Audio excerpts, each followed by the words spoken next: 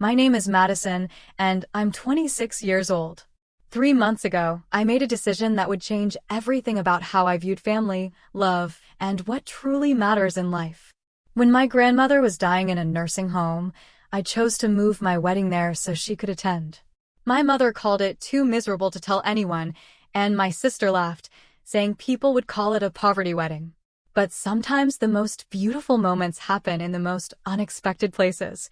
Before I share what happened next, let me know where you're watching from, and please hit that like button and subscribe for more real-life stories. Now, let me tell you how this all began. For 2 years, Derek and I had been planning what I thought would be my perfect wedding. We had booked the grand ballroom at the Marriott downtown, complete with crystal chandeliers, a 12-piece orchestra, and enough flowers to fill a small garden. The guest list had grown to 300 people, most of whom I barely knew, but were considered necessary by my mother Patricia. The dress alone cost $4,000, hanging in my closet like a beautiful white monument to expectations I wasn't even sure were mine anymore. Derek had been incredibly supportive through all the planning, even when I stressed about seating charts and centerpiece colors. He would just smile and say, "Whatever makes you happy, Madison. It's our day." But deep down, something felt off about the whole elaborate production. It felt more like a performance than a celebration of our love. Everything changed 3 weeks before our planned date when I got the call from Sunset Manor Nursing Home. Grandma Rose, my father's mother who had raised me after my parents' messy divorce when I was 8, had taken a turn for the worse. The doctors were gentle but direct during our family meeting. Her heart was failing rapidly, and they estimated she had maybe 6 to 8 weeks left. Grandma Rose had been at Sunset Manor for 18 months, ever since her second stroke left her unable to live independently. Despite her physical limitations, her mind remained sharp as ever, and she had been so excited about my upcoming wedding. Every time I visited, she would ask about dress fittings, the menu, and whether Derek was treating me well. She had this way of lighting up when we talked about the future, as if my happiness was giving her strength to keep going. That evening, sitting beside her bed while she slept, I realized with crystal clarity that none of the fancy details mattered if the most important person in my life couldn't be there to witness it. Grandma Rose had been my rock, my confidant, and my biggest supporter through everything. She deserved to see me marry the man I loved. I called Derek on my way home, my voice shaking as I explained the situation. Without a moment's hesitation, he said, "Then we move the wedding. We'll get married at the nursing home so she can be there." His immediate understanding and support reminded me why I was marrying him in the first place. Love isn't about the venue or the dress, it's about the person standing beside you through life's unexpected moments. The next morning, I contacted Janet Williams, the activities director at Sunset Manor. When I explained what we wanted to do, her voice became warm and excited. "Oh honey, that's the most beautiful thing I've heard in 20 years of working here. Our residents would be absolutely thrilled to be part of a wedding celebration. Let me talk to the administration, but I know they'll say yes." Within 48 hours, we had permission to use the main community room at Sunset Manor for our ceremony. Janet had already started brainstorming ideas about decorations, seating arrangements, and how to make the space feel magical. She suggested we could even have some of the more mobile residents participate as honorary attendants if we wanted. I spent the next few days making calls to vendors, explaining our situation and asking if they could accommodate the venue change. Most were incredibly understanding, especially when I explained about Grandma Rose. The photographer said she'd actually photographed a nursing home wedding before, and it had been one of the most emotional shoots of her career. The florist offered to do simple but elegant arrangements that would work well in the community room setting. For the first time in months of wedding planning, I felt genuinely excited about my wedding day. This wasn't going to be about impressing people or meeting expectations. It was going to be about love, family, and making sure the woman who raised me could witness the most important day of my life. I couldn't wait to tell my mother and sister about our beautiful new plan. I should have known my mother Patricia's reaction wouldn't match my enthusiasm. When I called her that Tuesday evening to share our decision, The silence on the other end of the line stretched so long I thought the call had dropped. "You can't be serious, Madison," she finally said, her voice carrying that particular tone of horror reserved for true social catastrophes. "A nursing home? Do you understand what you're saying? What will people think?" I tried to explain about Grandma Rose's condition and how important it was for her to be there, but Patricia cut me off.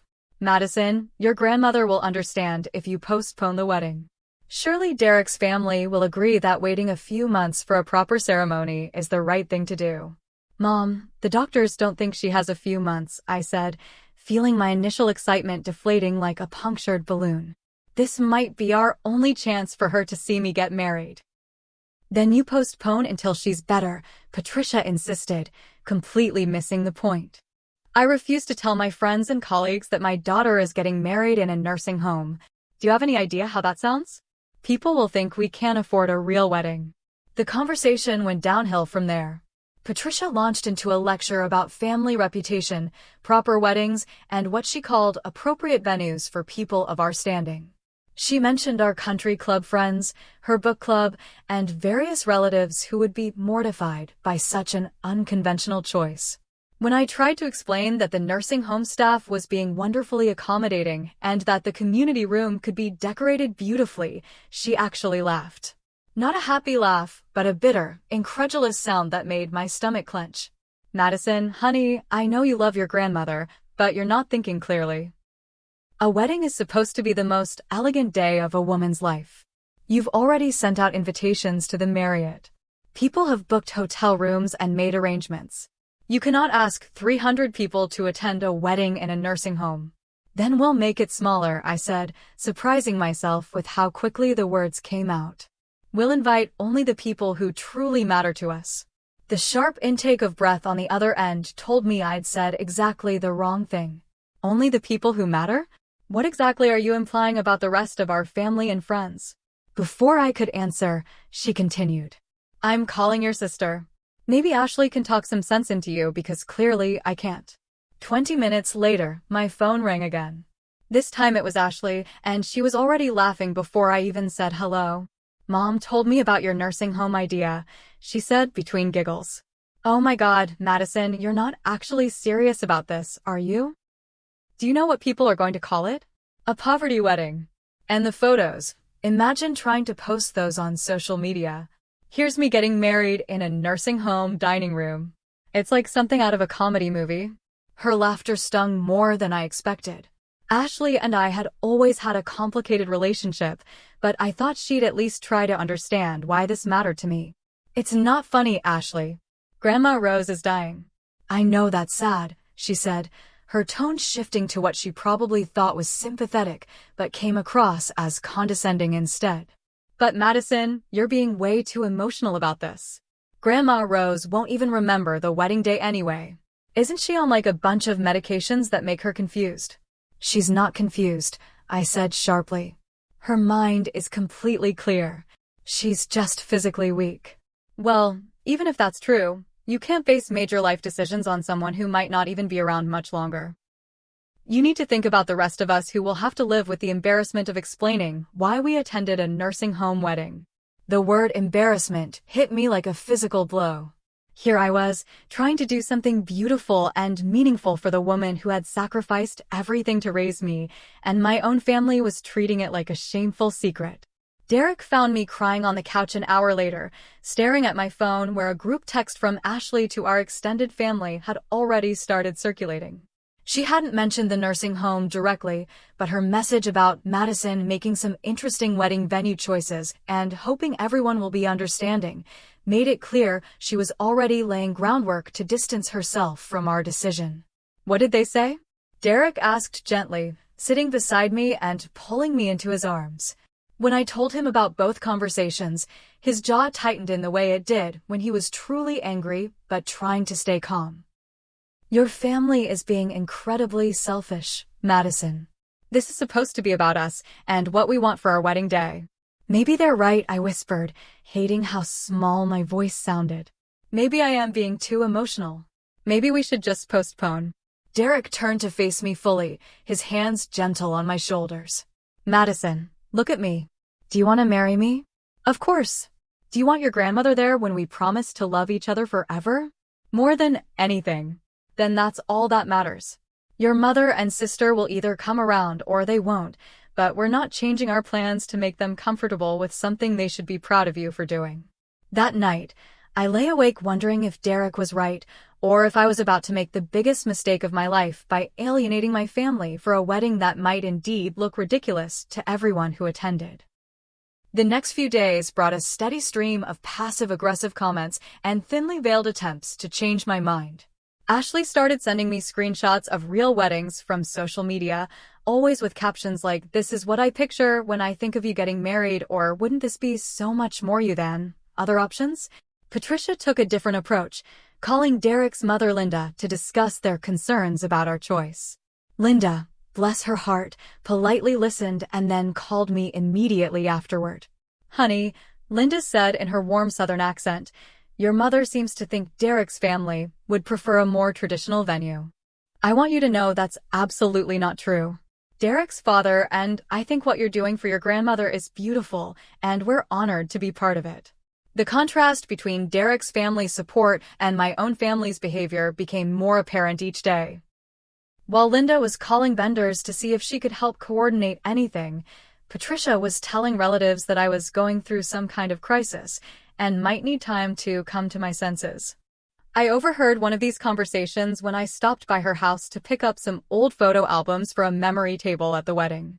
She was on the phone in the kitchen, speaking in that conspiratorial whisper people use when they want to sound concerned, but are really just gossiping.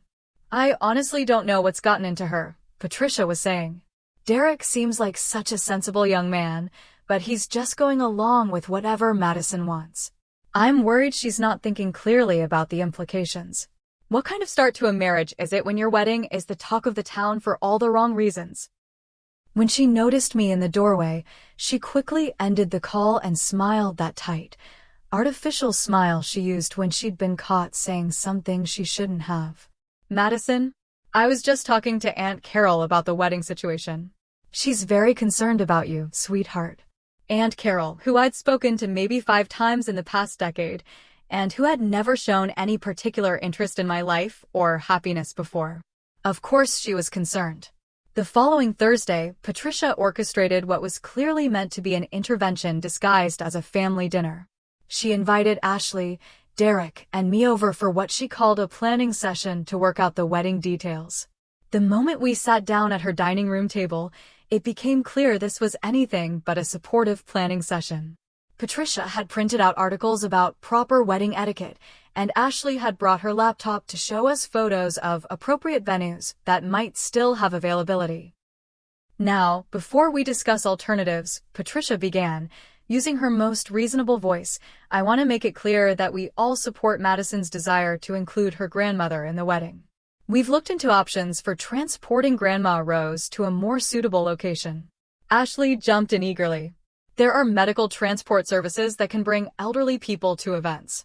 It's more expensive than a regular venue change, but it would allow you to have your wedding somewhere that won't raise questions about the family circumstances."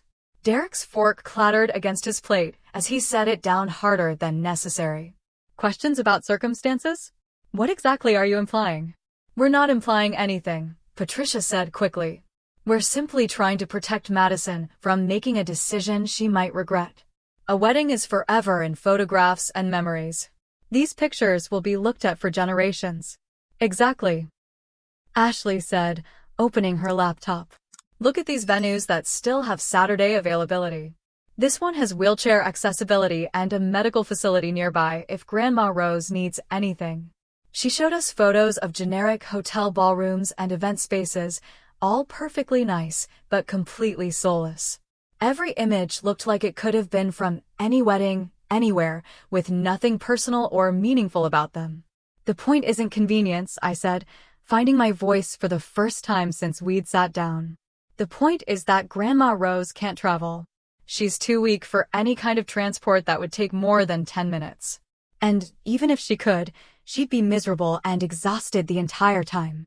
"Madison," Patricia said in that patronizing tone that made me feel like a child, You're putting your grandmother's comfort ahead of practical considerations. What about the comfort of your other guests? What about Derek's family? Have you considered how awkward this will be for people who don't know your grandmother? Derek stood up abruptly, his chair scraping against the floor. With all due respect, Mrs. Patterson, my family is completely supportive of Madison's decision. We think it's one of the most loving, selfless things we've ever witnessed. Ashley actually laughed at Derek's words. Come on, Derek. You're being sweet, but let's be realistic. You're both young and emotional about this whole situation. In 10 years, when you look back at your wedding photos, do you really want them to be from a nursing home? The casual cruelty in her laughter was what finally broke something inside me. This wasn't about venue preferences or practical concerns.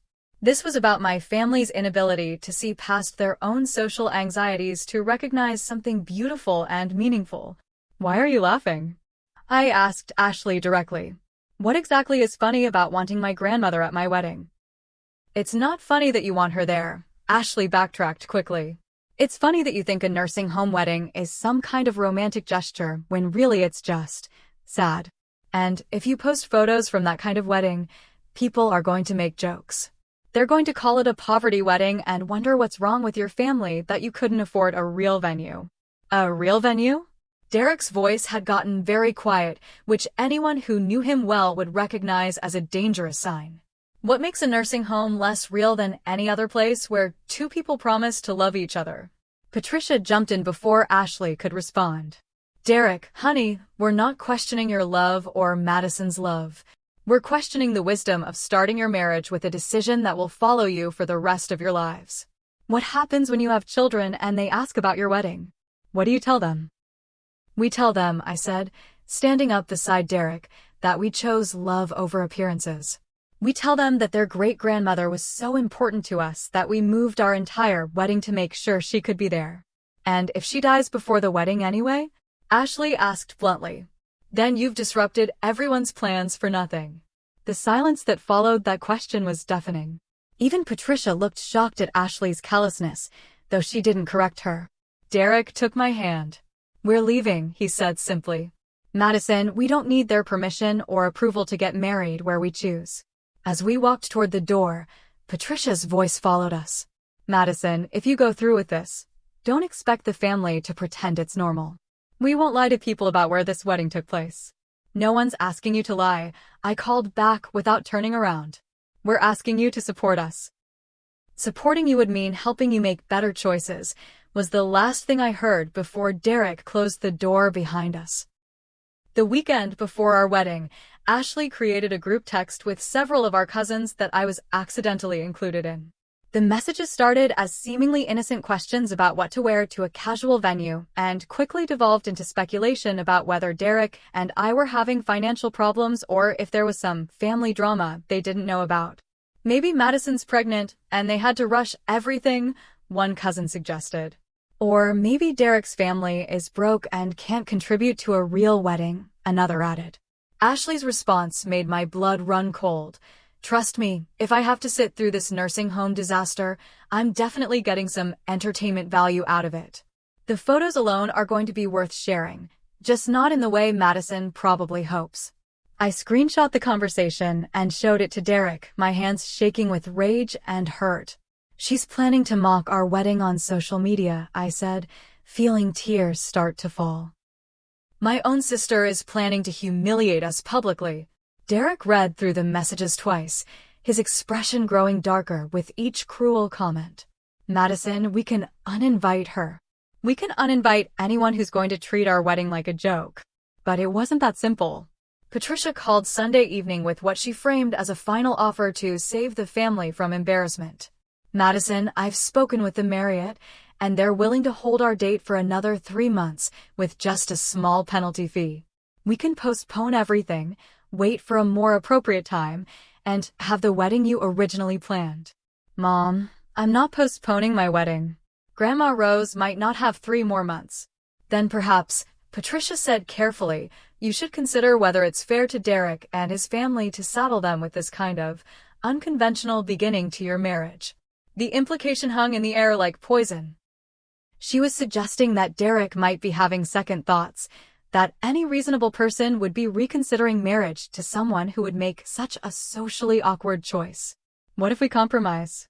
Patricia continued when I didn't respond. What if you have a small, private ceremony at the nursing home with just immediate family, and then a proper reception later for everyone else? So I should have 2 weddings to make you comfortable? You should have 1 real wedding and 1 hospital visit that you're calling a wedding but really isn't. The casual dismissal of everything we'd planned, everything that mattered to us, was devastating. But what came next was worse. Madison, if you insist on going through with this nursing home ceremony, I need you to understand that your father and I cannot, in good conscience, attend. We cannot be part of something that reflects so poorly on our family. The ultimatum landed like a physical blow. My mother was threatening to skip my wedding unless I changed the venue to something that would look better in photographs. You would miss your only daughter's wedding because you're embarrassed by where it's taking place? I would miss what you're calling a wedding because it's not actually a wedding. It's a publicity stunt designed to make everyone feel sorry for you and Grandma Rose. I hung up on her, something I'd never done before in my entire life. 2 hours later, Ashley sent a private text. Mom told me about your conversation. Look, I don't want to miss your wedding, but I also can't pretend this is normal. If you go through with the nursing home thing, I'll come, but I'm not posting any photos and I'm not pretending it was some beautiful fairy tale when people ask about it later. That night, I seriously considered canceling everything. Not just the nursing home ceremony, but the entire wedding. The thought of walking down an aisle while my mother and possibly my sister sat in the audience grudgingly, waiting for it to be over so they could distance themselves from the whole event, was almost unbearable. Derek found me at 2 in the morning, sitting in our kitchen, staring at my phone, scrolling through the venue cancellation policies. What are you doing? He asked softly, sitting down beside me. Reading about how to cancel wedding vendors, I admitted. Maybe Patricia's right. Maybe I'm being selfish, forcing everyone to be part of something they think is embarrassing. Derek gently took my phone out of my hands and set it on the counter.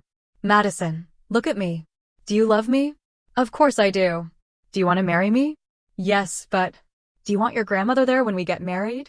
Yes, but Derek, what if we're starting our marriage by alienating half our family? What if this causes permanent damage to relationships that can't be repaired? Derek was quiet for a long moment, and when he spoke, his voice was gentle but firm.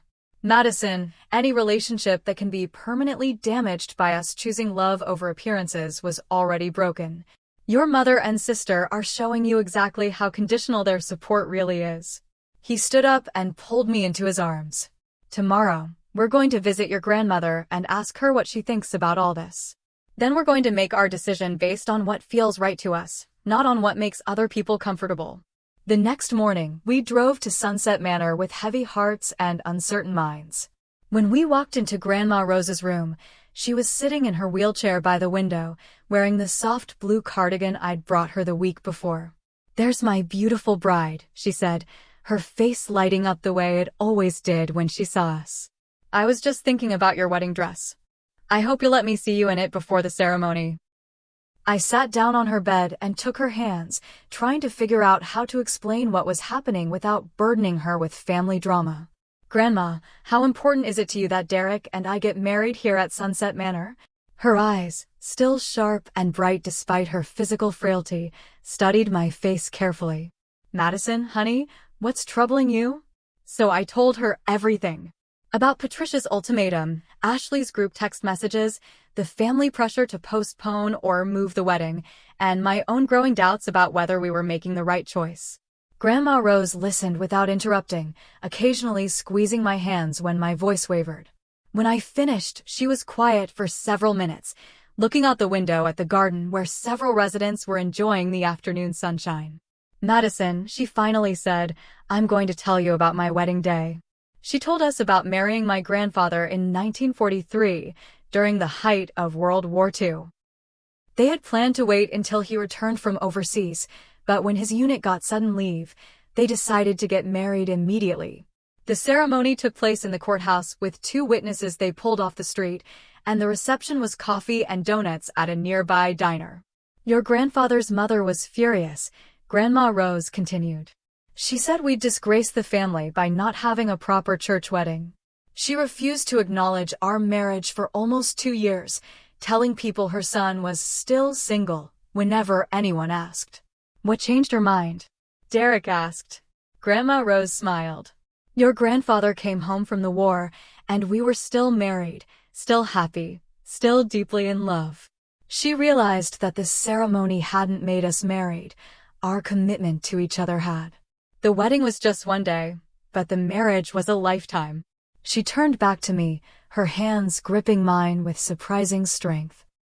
Madison, if having your wedding here brings you joy and allows me to witness the beginning of your beautiful marriage, then it's the most perfect venue in the world. If your mother and sister cannot see the love and beauty in that choice, then they're missing out on something wonderful, not you. As we drove home that evening, I felt something shift inside me. This wasn't about choosing between family harmony and personal desires. This was about choosing between living authentically and living for other people's approval. For the first time in days, I felt completely certain about our decision. We're getting married at Sunset Manor, I told Derek. And anyone who has a problem with that doesn't have to come. Saturday morning dawned crisp and clear, with golden October sunlight streaming through the windows of Sunset Manor's community room. Janet had arrived at 6 in the morning with a team of volunteers, transforming the space into something magical. White tulle draped from the ceiling created an elegant canopy effect, while dozens of battery-operated string lights twinkled like stars. The residents had contributed flowers from their personal gardens, creating arrangements that were more beautiful than anything we could have purchased, because they came from the heart. Someone had even found an old wooden archway in storage and decorated it with ivy and white roses. I arrived 2 hours before the ceremony to get ready in one of the family meeting rooms that Janet had converted into a bridal suite. My wedding dress, the same $4,000 gown I'd originally chosen, looked absolutely perfect in the soft light filtering through the lace-curtained windows. Linda, Derek's mother, had volunteered to do my hair and makeup. As she worked, she told me stories about Derek as a little boy, how he'd always been the one to stand up for the underdog and do the right thing even when it was difficult. He gets that from his father, she said, carefully pinning a section of my hair. But his heart, that deep capacity for love and loyalty, that's all his own. You're marrying a truly good man, Madison. Janet knocked on the door at 11:30 to let me know the residents were taking their seats and Derek's family had arrived. Your mother and sister pulled up 5 minutes ago, she added gently. They're in the parking lot having what looks like an intense conversation. Through the window, I could see Patricia and Ashley standing beside their car. Even from a distance, their body language screamed reluctance and discomfort. Ashley kept checking her phone and looking around as if worried someone might see her here. Whatever they decide, I told Janet, we're starting at noon. At 11:55, Patricia and Ashley finally entered the building. They'd dressed appropriately for a wedding, but their expressions looked like they were attending a funeral. They took seats in the back row, as far from the action as possible while still technically being present. But everything else about the moment was perfect. Derek's family filled the front rows, beaming with joy and excitement. The nursing home residents, dressed in their finest clothes and clearly thrilled to be part of a celebration, occupied the middle section. Several staff members stood along the walls, grinning broadly. Derek stood at the front of the room beside the flower-covered archway, looking more handsome than I'd ever seen him. When our eyes met across the room, he smiled that wonderful, private smile that always made me feel like we were the only two people in the world. The ceremony itself was everything I'd dreamed of and more. Janet had arranged for one of the residents, a former music teacher named Mrs. Chin, to play piano. As the first notes of the wedding march filled the room, every single person stood except Grandma Rose, who remained in her wheelchair in the front row but raised her hands to applaud. Walking down that aisle, past faces filled with genuine joy and love, felt more meaningful than any grand procession could have been. These people were celebrating with us not because they had to, but because they wanted to share in our happiness. Derek's vows brought tears to almost everyone's eyes. He spoke about love being shown through actions, not words, and how watching me care for my grandmother had shown him exactly the kind of woman he was marrying. He promised to always put our love before other people's expectations and to build a life together based on authenticity and kindness. My own vows focused on gratitude for finding someone who saw beauty in the same things I did, someone who understood that the most important moments in life often happen in the most unexpected places. But the moment that will stay with me forever came when we were pronounced husband and wife. As Derek kissed me, I heard Grandma Rose's voice, clear and strong despite her frailty, saying, "I'm so glad I lived to see this." The reception that followed was unlike anything I could have imagined. The residents shared stories about their own weddings, some dating back to the 1940s. Mrs. Chen played songs from different decades while couples who'd been married for 50, 60, even 70 years shared dances and advice. Derek's grandfather, whom we'd worried might be uncomfortable in a nursing home setting, ended up deep in conversation with one of the residents about their shared military service. Derek's young nieces charmed everyone by teaching some of the more mobile residents how to do modern dance moves. The photographer, who had initially been nervous about shooting in such an unconventional venue, couldn't stop taking pictures. "This is incredible," she kept saying. "The joy in these photos is going to be off the charts." Even the food was special. Instead of a traditional wedding cake, the nursing home kitchen had prepared Derek's favorite chocolate chip cookies and my grandmother's famous apple pie recipe. Residents contributed homemade treats, creating a dessert table that looked like it came from a family reunion rather than a wedding, which somehow felt exactly right. Throughout the entire celebration, I was acutely aware of Patricia and Ashley sitting in their corner, speaking to no one and leaving immediately after the ceremony ended. They missed the stories, the laughter, the spontaneous singing when Mrs. Chen started playing songs from the 1950s. They missed Derek's toast thanking everyone for welcoming us into their extended family, and they missed the moment when several residents presented us with a handmade quilt they'd been secretly working on for weeks. As Derek and I prepared to leave for our honeymoon, Grandma Rose pulled me close for one final hug. "This was perfect, sweetheart," she whispered. "Don't let anyone ever tell you otherwise." That night, as Derek and I looked through the preview photos on the photographer's camera, we realized something beautiful. Every single image radiated genuine happiness.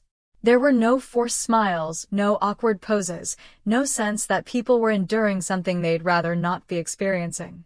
Instead, there was pure joy, authentic love, and the kind of warmth that only comes when people are truly celebrating together. "We did the right thing," Derek said softly, scrolling through pictures of our first dance surrounded by clapping residents. "We did the perfect thing," I corrected, and, for the first time in weeks, I felt completely at peace with our choices. I woke up Sunday morning to my phone buzzing with notification after notification.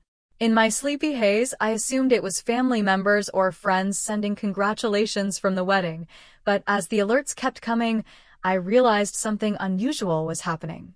Derek stirred beside me as I grabbed my phone, squinting at the screen in the early morning light. My breath caught when I saw hundreds of notifications from social media platforms I barely used, text messages from numbers I didn't recognize, and missed calls from local news stations. "Derek," I said, shaking his shoulder gently. "Something's happening. My phone is going crazy." He sat up, instantly alert. "What kind of crazy?" I opened my social media to find that Marcus, our photographer friend who had volunteered to create a short video montage of the wedding, had posted a 2-minute clip the night before. The video, set to soft instrumental music, showed highlights from our ceremony. Grandma Rose's glowing face as Derek and I exchanged vows, residents clapping and singing along during our first dance, the moment when Mrs. Chen surprised us by playing our song on piano, and Derek helping one of the elderly gentlemen in a wheelchair get closer to the cake table. The video had been shared over 50,000 times overnight. But it wasn't just the numbers that shocked me, it was the comments. Thousands upon thousands of people were calling our wedding the most beautiful thing they'd ever seen, a perfect example of what love really means, and proof that the best weddings are about love, not money. News outlets had picked up the story. Good Morning America wanted to interview us. A major wedding planning magazine had reached out asking if they could feature our story in their next issue. Someone had started a hashtag called #LoveOverLuxury that was trending nationally. Derek, look at this, I said, showing him comment after comment from people sharing their own stories about meaningful weddings, family caregiving, and choosing substance over appearance. One comment that particularly moved me came from a woman named Jennifer. My grandmother died 3 days before my wedding last year.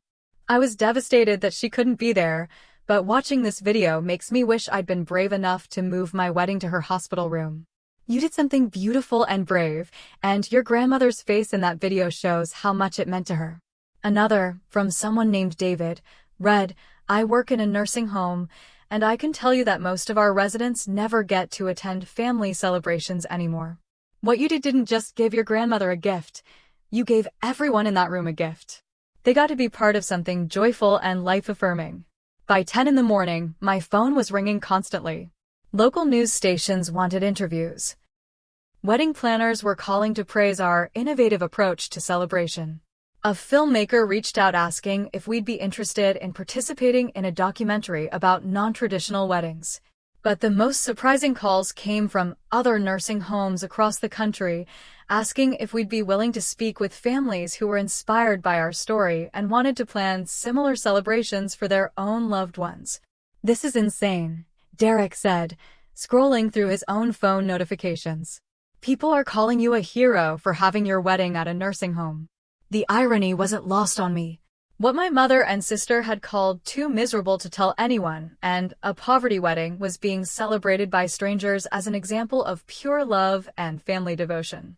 By noon, my phone rang with a number I recognized, Patricia. Madison, her voice was tight and strained. I'm seeing things online about your wedding. There are news articles calling it inspiring and people are sharing photos. Yes, Mom. It's been pretty overwhelming. Well, it needs to stop, she said quickly. You need to ask that boy who took the video to take it down immediately. People are taking this story and making it sound like some kind of fairy tale, and that's not what happened. I blinked, trying to process what she was saying. What do you mean, that's not what happened? We got married at Sunset Manor so Grandma Rose could attend, and it was beautiful. Madison, people don't need to know the details of our family's private medical situations. And they certainly don't need to see photos of elderly people they don't know. This is becoming a circus, and it reflects poorly on all of us. Before I could respond, another call came through from Ashley. Madison, you have to shut this down, she said the moment I answered. I'm getting calls from people I went to college with asking if I'm the sister from the nursing home wedding story. Do you know how humiliating this is? People are sharing that video and talking about how beautiful and meaningful your wedding was, and it's making everyone who wasn't there look like terrible people. Maybe because people who refuse to support us are terrible people, Derek said loudly enough for Ashley to hear. Don't put this on speaker, Ashley snapped. Derek, you don't understand the position this puts the family in. There are news articles that mention how Madison's immediate family had concerns about the venue choice. People are reading between the lines and assuming we didn't support her, which makes us look like monsters. The accuracy of that assumption seemed to escape her entirely. Ashley, what exactly do you want me to do? Ask Marcus to delete a video that's brought joy to thousands of people. Yes, exactly that. Tell him it was posted without permission and demand he take it down. Tell the news stations you want privacy and won't be doing any interviews. Make this go away before it gets any bigger. Over the next few hours, both Patricia and Ashley called repeatedly, each time with increasing desperation. They'd seen the comments calling them heartless for not embracing such a beautiful gesture. They'd read the articles that praised Derek's family for their support while subtly criticizing the bride's family for their absence from most of the photos. People are calling us terrible daughters and sisters, Ashley complained during her 4th call of the day. There are comments saying we should be ashamed of ourselves for not appreciating what a special person you are. This is ruining our reputations. The beautiful irony of the situation wasn't lost on me. My mother and sister, who had been so worried about what people would think of a nursing home wedding, were now panicking because people were thinking very highly of it and very poorly of anyone who hadn't supported it. By evening, a prominent wedding planner with her own television show had reached out asking if Derek and I would consider being featured in an episode about weddings that matter more than money. A major greeting card company wanted to know if they could use our story in their advertising campaign about authentic love. The woman who had sneered that our wedding was too miserable to tell anyone was now begging us to stop telling everyone. The week following our viral wedding brought a steady stream of interview requests, media attention, and heartwarming messages from strangers around the world. Derek and I decided to accept a few select interviews, specifically choosing platforms that would allow us to talk about elder care, the importance of family, and how meaningful celebrations don't require expensive venues. But the most important conversation happened the following Saturday, when I visited Grandma Rose to show her some of the news coverage and read her a selection of the beautiful comments people had left about our wedding. "Listen to this one, Grandma," I said, scrolling through my phone. "It's from a woman in Oregon. Watching your wedding video reminded me that my own grandmother is in assisted living, and I haven't visited her in 2 months because I'm always too busy. I'm driving there today to spend time with her, and I'm going to ask her to tell me stories about her own wedding day." Grandma Rose smiled, her eyes bright with tears. "Madison, do you realize what you've done? You've reminded people all over the country that their elderly family members are still here, still important, still deserving of love and inclusion." Over the next few weeks, Derek and I received dozens of photos and videos from families who had been inspired by our story to include elderly relatives in their own celebrations. Graduations were moved to nursing homes, birthday parties were held in assisted living facilities, and at least 12 other couples planned nursing home weddings so their grandparents could attend. The nonprofit idea that had started as a casual thought began to take real shape. We partnered with several nursing homes to create a program called Celebrations of Love, designed to help families plan meaningful events in elder care facilities. Within 6 months, we had helped coordinate over 40 celebrations across 3 states. Grandma Rose lived for another beautiful month after our wedding, long enough to see the positive impact our decision had created. She passed peacefully in her sleep on a Tuesday morning in November, and her memorial service was held in the same community room where we'd gotten married. The entire staff of Sunset Manor attended, along with many of the residents who had become our extended family. At her funeral, Derek delivered a eulogy that brought everyone to tears. Rose taught us that love isn't about grand gestures or perfect settings. Love is about showing up, being present, and choosing what matters most even when other people don't understand. Madison's decision to move our wedding wasn't just about including one special person. It was about honoring the kind of love that puts relationships before appearances. Patricia and Ashley attended the funeral, looking uncomfortable but present. Afterward, Patricia approached me hesitantly. "Madison, I owe you an apology," she said quietly. "Your grandmother's death has made me realize that you were right to prioritize her comfort and happiness. I was so worried about what other people would think that I almost missed supporting the most important day of your life." It was a start, though rebuilding our relationship would take time and effort from both sides. Ashley's apology came later, in the form of a long letter admitting that she'd been jealous of the positive attention our wedding had received and ashamed of her own behavior during the planning process. The healing process wasn't immediate or complete, but it was genuine. Both Patricia and Ashley began volunteering with our nonprofit, using their organizational skills to help other families plan celebrations in elder care facilities. It became a way for them to make amends not just to me, but to the entire community of families they'd originally looked down upon. Derek and I celebrated our first anniversary by returning to Sunset Manor, where Janet had organized a small party with the residents who remembered our wedding. Mrs. Chen played piano again, and we danced in the same spot where we'd had our first dance as husband and wife. Looking around that room, filled with faces that had become dear to us over the past year, I realized that our unconventional wedding had given us something far more valuable than beautiful photographs or impressive stories to tell.